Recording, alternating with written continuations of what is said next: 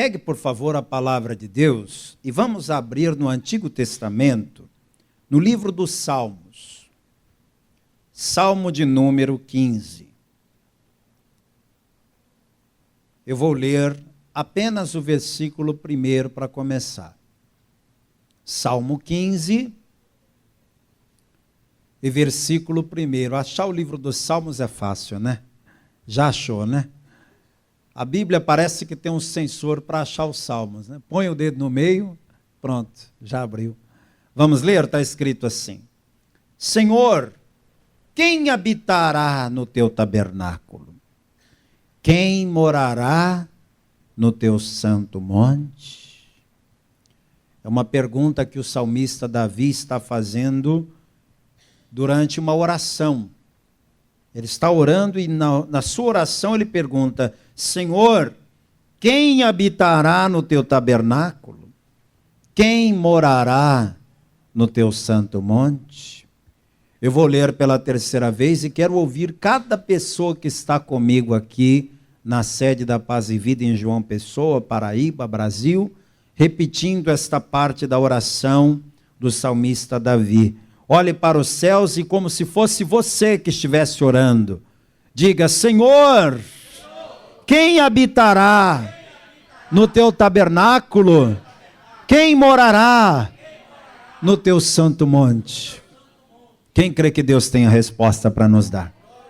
Então desocupe as tuas mãos agora, deixa a Bíblia aberta aí no assento e vamos dar uma linda salva de palmas para a palavra de Deus. Vamos aplaudir esta palavra. E enquanto você aplaude, abra a tua boca e diga bem alto: glória a Deus. Isso, diga mais alto: glória, glória, glória ao teu nome, Senhor. Pai querido, Deus amado e todo-poderoso, a tua palavra será pregada. Recebe os aplausos, o louvor e a adoração da tua igreja. Para cada vida que te aplaude, derrama, meu Deus, a tua bênção, a tua graça, a tua virtude e o teu poder. Pai querido, o homem não tem nada para falar. Venha o Senhor, tome a boca do pregador, tome os lábios do mensageiro, e que a tua palavra vá e produza resultado para o qual está sendo mandada, em nome de Jesus. Amém. Diga amém, Jesus. Pode sentar, por favor. Senhor, quem habitará no teu tabernáculo? Quem morará no teu santo monte? Ao ler esse versículo, a gente percebe que o salmista Davi tinha no seu coração o mesmo desejo que eu tenho.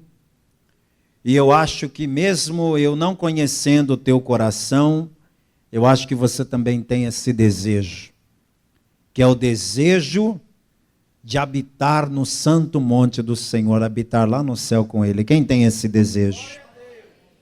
E eu acho que esse é um desejo mundial. Cristãos do mundo todo têm esse desejo, habitar no lugar santo, habitar no santo monte de Deus, habitar com Deus.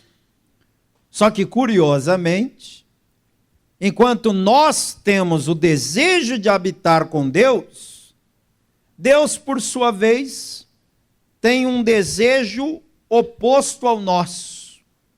Nós queremos habitar com Deus. E sabe o que Deus mais quer? Deus quer habitar conosco.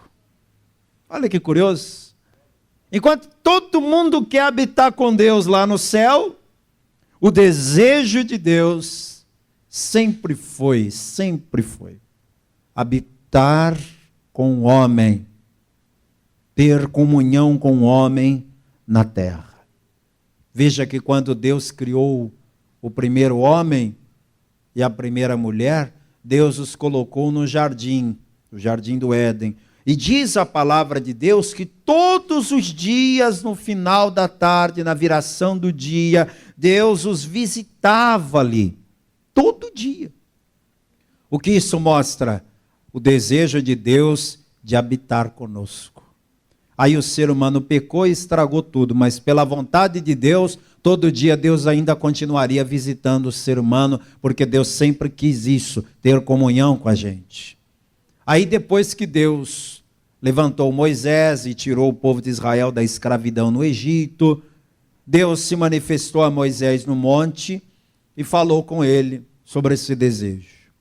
Deus deixou muito claro para Moisés que ele queria habitar com o seu povo. Aí Deus falou para Moisés: Moisés, quando você descer do monte, conversa com o povo e diga para o povo que eu quero tabernacular com eles, eu quero morar com eles. Então eu quero que você construa um tabernáculo, uma tenda bem grande, prepare essa tenda para que eu possa morar com vocês. Aí foi construído o tabernáculo, que foi a primeira morada de Deus com os homens. O povo ainda estava no deserto, então eles desmontavam e montavam, desmontavam e montavam aquela tenda gigante. Dava muito trabalho? O que você acha?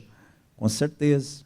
Toda aquela mobília tinha que ser transportada, era pesado, era trabalhoso. Mas por que Deus fazia tanta questão do tabernáculo? Porque o desejo de Deus sempre foi morar conosco. Aí quando Israel se tornou uma nação, Davi conquistou Jebus, passou o nome dela para Jerusalém, também conhecida como cidade de Davi. Um dia ele estava muito bem, muito feliz lá no seu palácio, e aí ele pensou: está errado isso. Eu que sou um pecador, tenho um palácio para morar, e a presença de Deus habita em tendas. Deus tinha que ter um templo. Porque se eu que sou um homem tenho um palácio, eu acho que tínhamos que fazer um palácio para Deus. E aí veio a ideia de fazer um templo para Deus. E Deus se agradou daquela ideia, mas disse a Davi: você não. As tuas mãos guerrearam muito, sujou muito as tuas mãos de sangue, mas o teu filho Salomão, ele vai construir esse templo. Aí Davi preparou a planta, preparou os recursos, só não executou. Quem executou foi Salomão. Aí veio o primeiro templo. Então por que eu estou te contando isso? Para você saber que esse sempre foi o desejo de Deus, habitar conosco. Não é que Deus não queira que a gente habite com Ele. Um dia todos nós vamos habitar com Ele lá na glória, e essa é a vontade de Deus. Mas enquanto esse dia não chega, o que é que Deus quer? Habitar conosco aqui na terra. Quando chegou o período do Novo Testamento, o Senhor Jesus veio a esse mundo e Ele nos revelou um pouco mais sobre esse desejo de Deus. Eu quero que você veja comigo o que o Senhor Jesus falou lá em João capítulo 14. Primeiro, Deus habitou no tabernáculo. Depois, Deus habitou no templo. Mas aí o templo foi destruído e não se levantou um outro. Teve o templo de Salomão, foi destruído. Depois teve o templo de Zorobabel, muito inferior, mas Deus também habitou ali. Depois desse ser destruído também, Herodes reformou, tentou chamar a atenção de volta para o templo, mas aí Deus decidiu que Ele não queria mais um templo físico, um templo feito por mãos humanas. Ele queria um templo perfeito, feito por Ele mesmo, pelas suas próprias mãos. E que templo é esse? É o corpo humano. Evangelho segundo João capítulo 14, olha o versículo 23. Jesus disse assim: Jesus respondeu e disse-lhe: se alguém me ama, alguém ama Jesus aqui? Diga amém. Então é para você essa palavra. Se alguém me ama, guardará a minha palavra, e meu Pai o amará, e viremos para ele, e faremos nele morada. Oh glória! Vamos aplaudir o Senhor. Olha que coisa maravilhosa! Quer dizer que se você amar o Senhor, e se você guardar a palavra dele no seu coração, ele por sua vez também te amará. Esse amor vai ser correspondido. Você ama o Pai, guarda a palavra do Pai no teu coração, Ele também te amará. Aí eles virão. Veja que está no plural. Viremos. Por que viremos no plural? Porque Deus é trino, né? Pai, Filho e Espírito Santo. Viremos para Ele e faremos nele morada.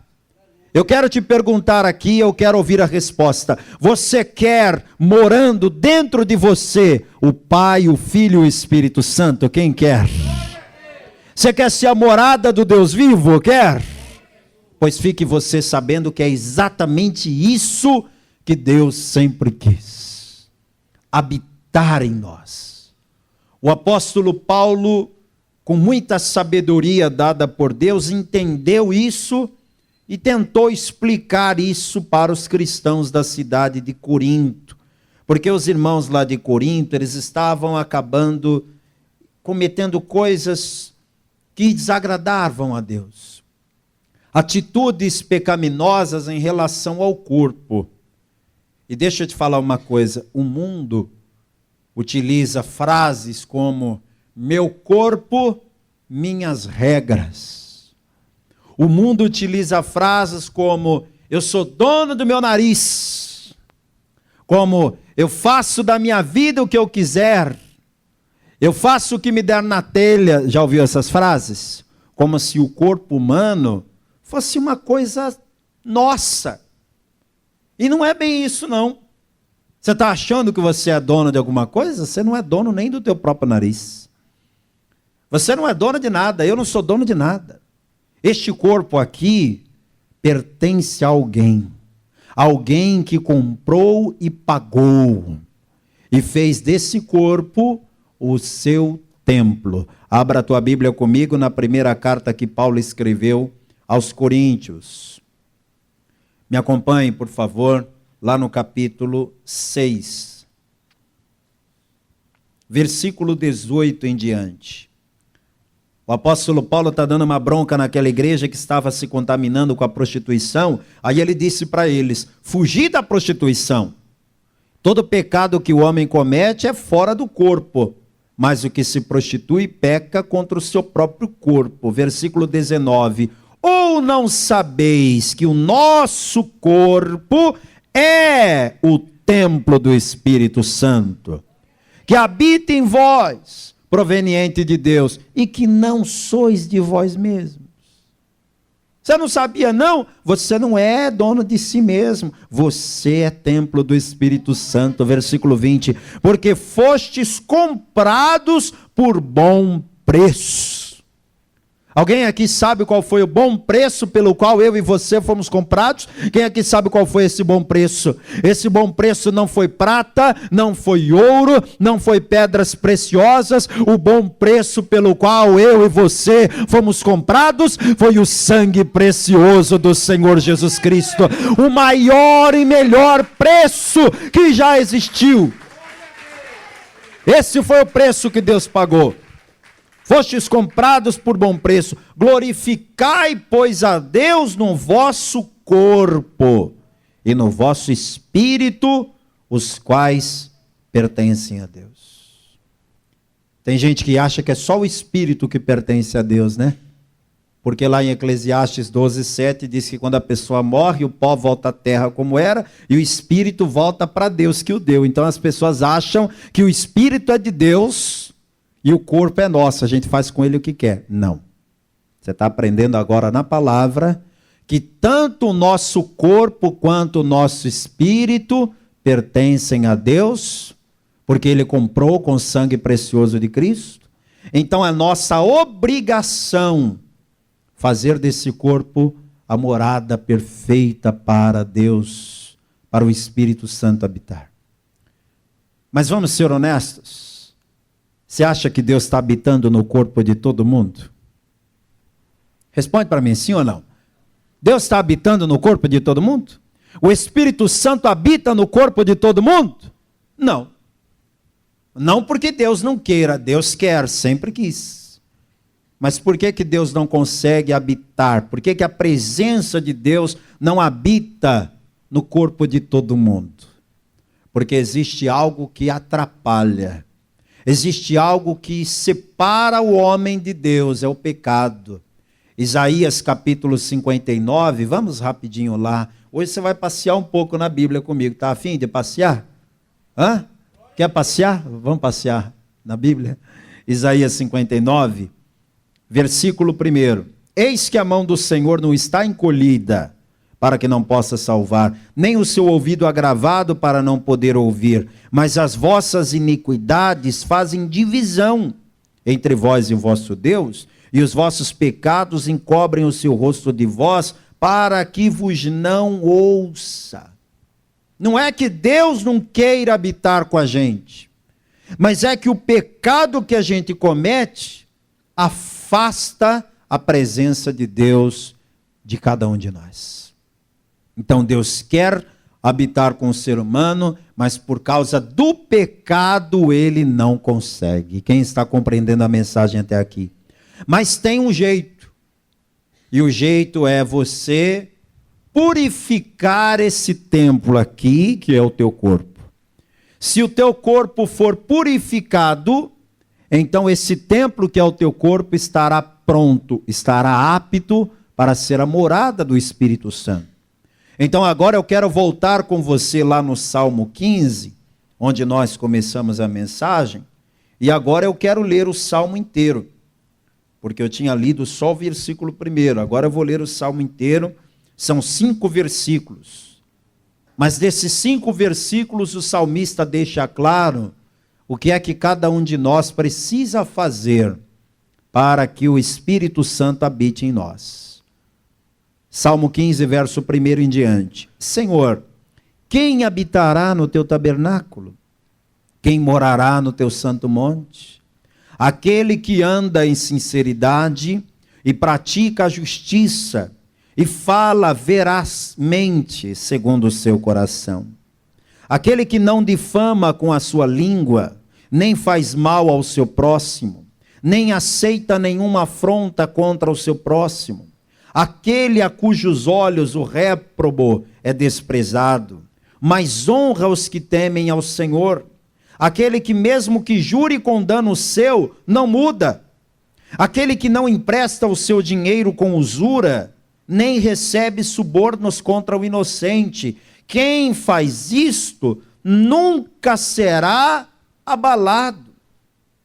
O que a palavra está nos ensinando? Como viver nessa terra de maneira agradável a Deus. De maneira que o Espírito Santo olhe para mim, olhe para você e diga, esse templo aí, que é o corpo dessa pessoa, está apto para receber a minha presença.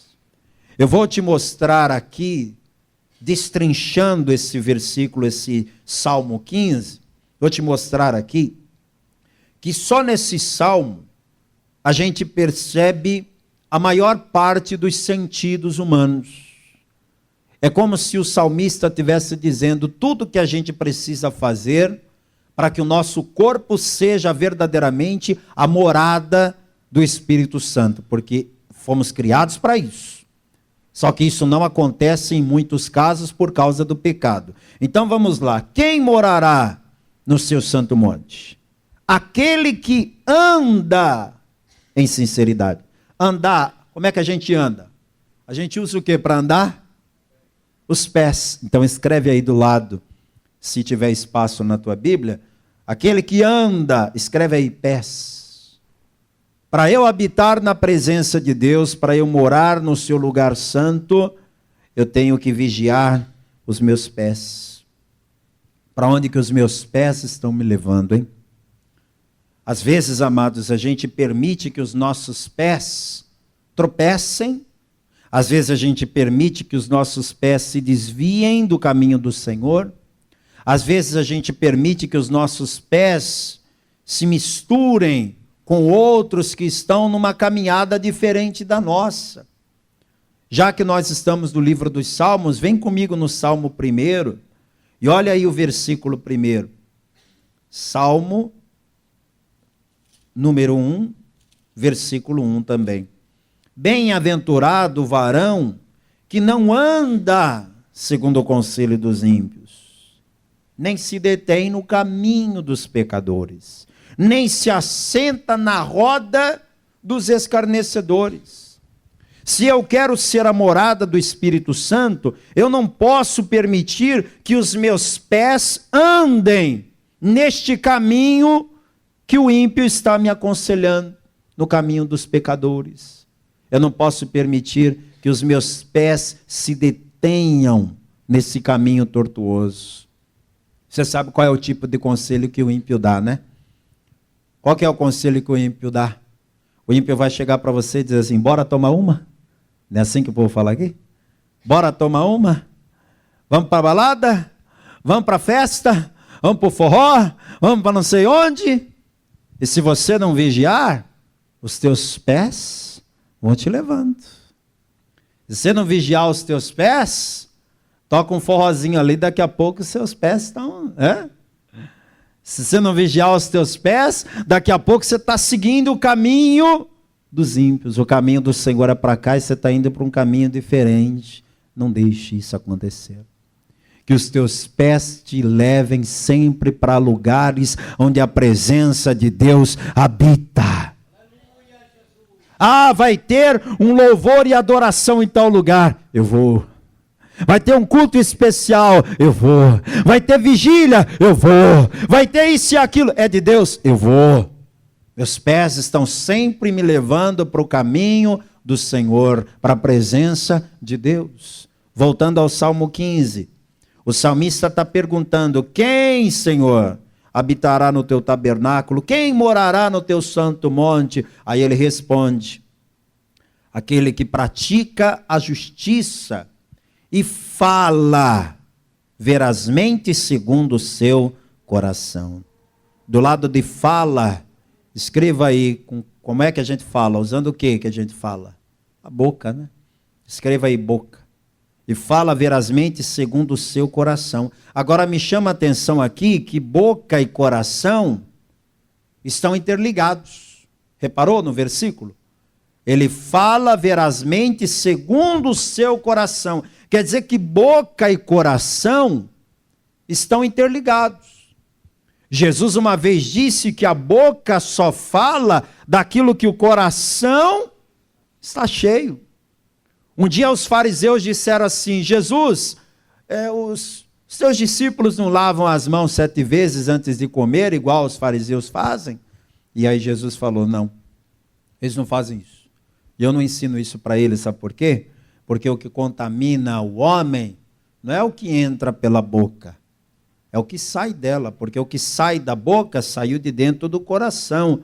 Quer dizer que a boca fala o que o coração está cheio. Então aqui o salmista está dizendo quem é que vai habitar na presença de Deus, aquele que fala verazmente, fala a verdade, segundo o que está no seu coração, versículo 3, aquele que não difama com a sua língua. Você tem que vigiar muito com a sua boca e a sua língua, porque a sua boca tem que ser um instrumento de bênção e não de maldição. Deixa eu ler com você o Salmo 141, versículo 3, falando aí sobre a boca. Como é que a boca de uma pessoa, uma hora está falando palavrão, outra hora está falando línguas estranhas? Você acha que dá? Não, né? Uma hora a boca dessa pessoa está blasfemando, murmurando, mentindo, e outra hora vai estar anunciando a verdade de Cristo, o Evangelho.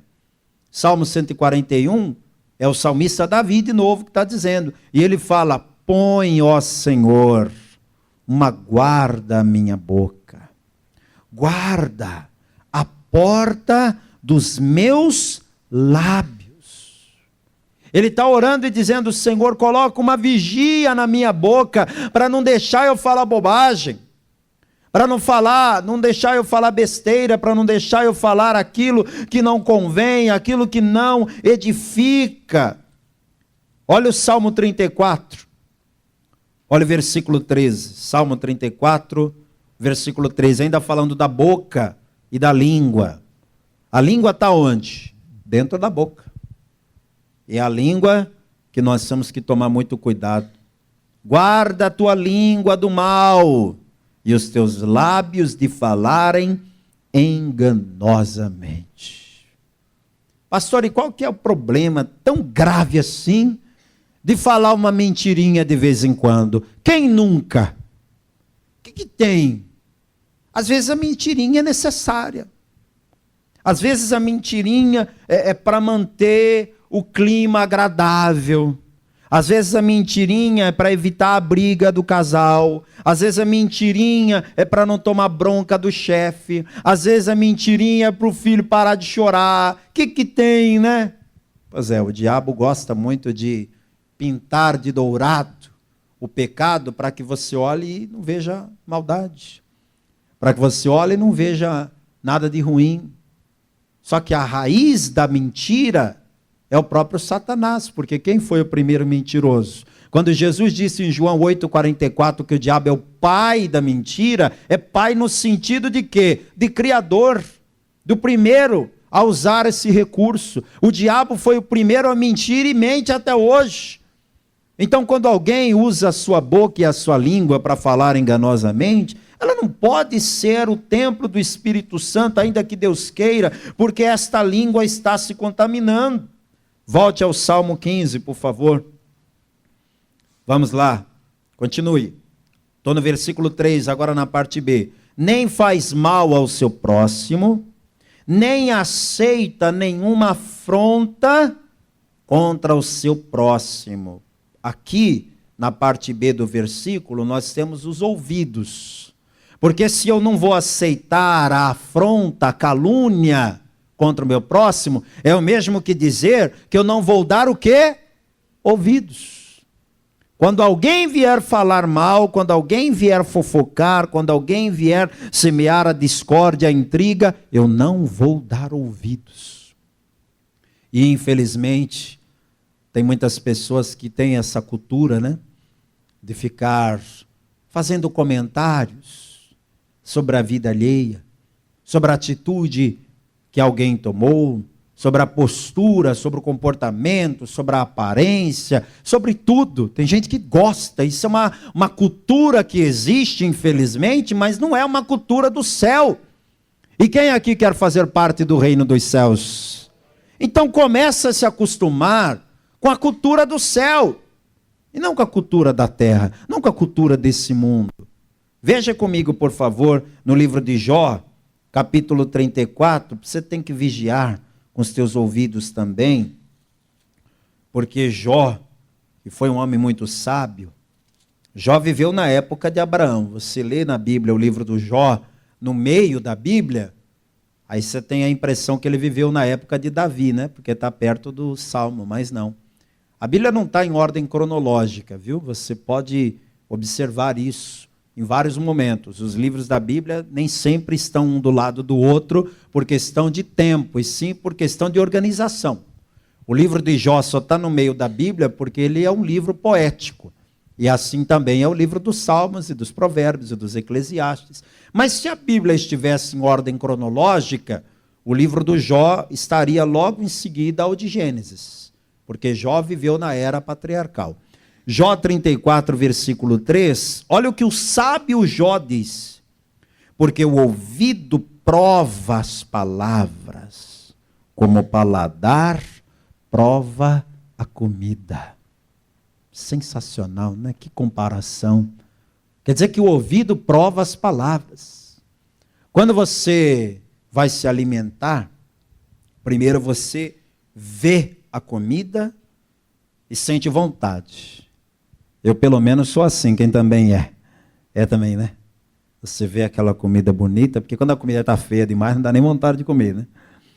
Mas quando você olha aquela comida linda, puxa, te abre o apetite. Aí você, depois de ver, você sente aquele cheiro e você diz, deve estar uma delícia. Aí você põe na boca, o paladar é exatamente isso. É provar e discernir os sabores, discernir a textura, discernir os temperos, discernir o ponto. Isso tudo é o paladar. E a palavra de Deus diz que os ouvidos fazem com as palavras a mesma coisa que o paladar faz com a comida. Quando você ouve alguma coisa, você não pode simplesmente receber o que você está ouvindo. Você tem que provar, analisar, julgar. A gente não julga pessoas, a gente julga o que ouvimos. O apóstolo Paulo ensinou muito sobre isso, sobre profecias, e ele não nos deu autorização de julgar o profeta, mas julgar as profecias. Você não julga a pessoa que está profetizando, mas o que ela está profetizando, você tem que julgar. Quem me ouviu e entendeu, diga amém. Isso serve para você levar para a tua vida. Você não julga profetas, mas julga profecias. Se alguém chegar para você e disser assim, olha, eu tenho algo aqui para te entregar, você é muito educado, vai dizer, pois não. E a pessoa fala e você ouve. E depois que você acabar de ouvir, você diga assim, obrigado. Pronto. Aí você vai julgar, você vai analisar, você vai ver se aquilo que aquela pessoa está dizendo está combinado de acordo com a palavra de Deus. Você não pode ser a pessoa emotiva, que toda vez que alguém disser assim, tem algo para te entregar, ai meu Deus, vai falar, aleluia. Calma, calma, segura. Primeiro você ouve, você analisa, porque o ouvido prova as palavras. Como o paladar prova a comida. É claro que há momentos em que o Espírito Santo já testifica na hora. E há outros momentos que você já conhece a pessoa que Deus está usando para te entregar a palavra. Aí é diferente. Mas num caso que você não sabe nem quem é que está falando para você, vigie, o ouvido prova as palavras. Aí você volta lá para o Salmo 15. Estou terminando já. O que mais a palavra de Deus diz? Versículo 4. Aquele a cujos olhos o reprobou. O que é réprobo, pastor? É a pessoa má, a pessoa que é uma grande pecadora, que faz aquilo que desagrada a Deus. Esse é o réprobo. Aquele a cujos olhos o réprobo é desprezado, mas honra os que temem ao Senhor. Quer dizer que a pessoa que vai morar na presença de Deus é aquela que não se agrada daquilo que Deus não se agrada. Reprova o que Deus reprova. Odeia o que Deus odeia. Porque o mundo hoje está assim. Deus odeia isso, mas o mundo ama. Deus não gosta, Deus se aborrece disso, mas o mundo às vezes aplaude. E aquele que vai habitar na presença de Deus tem que aprender a pensar como Deus pensa. Versículo de número 5. Aquele que não empresta o seu dinheiro com usura, ou seja, com juros, nem recebe subornos contra o inocente. E nessa parte aqui nós temos o quê? As mãos. Quer dizer que a pessoa que vai habitar na presença de Deus é uma pessoa que tem as mãos limpas. E olha só o que diz o Salmo 18, versículo 20. Me acompanhe, por favor. No Salmo 18, versículo 20, a palavra diz: recompensou-me o Senhor conforme a minha justiça e retribuiu-me conforme a pureza das minhas mãos. Amém? Você percebeu aí quanta coisa só nesse Salmo 15? Tudo isso aqui que eu li para você e destrinchei para você são condições que Deus estabelece para que eu e você sejamos a morada do Deus vivo. Quem entendeu essa palavra, fica de pé, por favor. Vamos aplaudir o Senhor bem forte. Glória a Deus. Feche os olhos, por favor. Eu quero, antes de buscar o Espírito Santo com a igreja, quero falar com você que está aqui hoje pela primeira vez, ou há mais vezes, mas que ainda não recebeu a Cristo como seu único, suficiente, exclusivo e eterno Salvador. Hoje é o dia que Deus preparou para te salvar.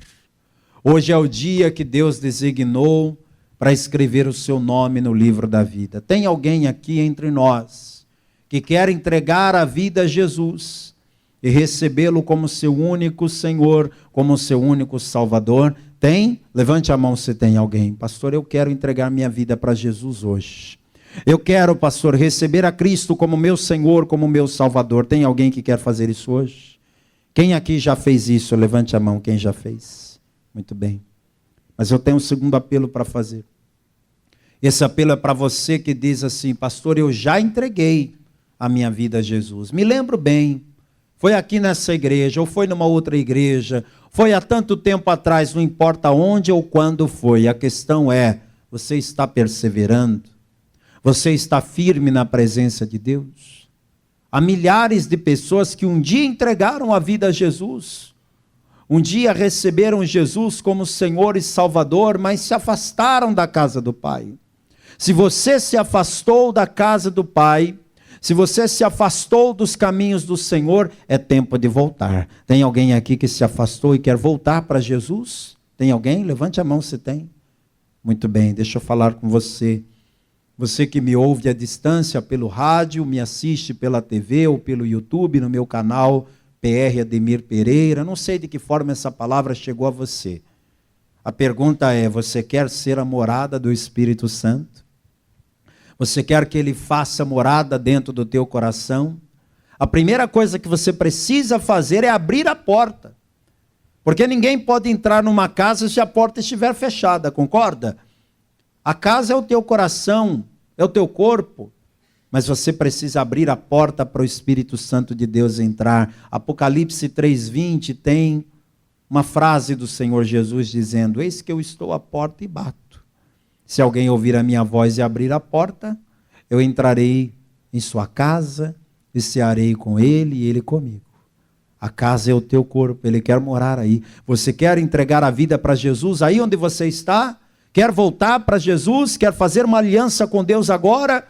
Faça o seguinte, aí onde você está, seja na tua casa, seja no trabalho, se for possível, dobre os joelhos assim como eu estou fazendo aqui no altar da paz e vida. Se você pode, dobre os teus joelhos. Se você pode, põe a mão assim sobre o teu coração. Pastor, onde eu estou não dá para ajoelhar. Se não der para ajoelhar, tudo bem, mas você pode pelo menos repetir esta oração comigo? Faça isso agora. E eu vou pedir que a igreja, por favor, estenda a mão na direção do altar e me ajude orando, intercedendo por essas pessoas que estão à distância se entregando a Jesus ou voltando a Jesus. Ore comigo, diga: meu Deus e meu Pai, eu ouvi a tua palavra e eu quero ser a morada do Espírito Santo. Eu te peço, perdoa agora as minhas falhas, os meus pecados, apaga as minhas iniquidades, escreva meu nome no livro da vida e me dá forças para permanecer até ao fim na tua presença, em nome de Jesus. Deixa eu orar por você agora. Pai querido, Deus amado, Deus santo, Deus todo-poderoso, eu oro nesse momento por cada pessoa que está entregando a vida a Jesus, cada pessoa que está voltando para o Senhor Jesus. Eu sei, meu Pai, que há pessoas fazendo isso em vários lugares do país e até fora do Brasil. Tem alguém ouvindo, tem alguém assistindo. Então, onde essa pessoa estiver, ó Pai, contempla agora. Escreve esse nome no livro da vida. Dá força para essa pessoa permanecer até o fim na tua presença. Em nome de Jesus, que assim seja feito. Amém. Graças a Deus, glória a Deus. Parabéns pela sua decisão. Que Deus te abençoe, fique firme na fé. Igreja, vamos aplaudir a Jesus por cada vida que se entregou a Cristo hoje.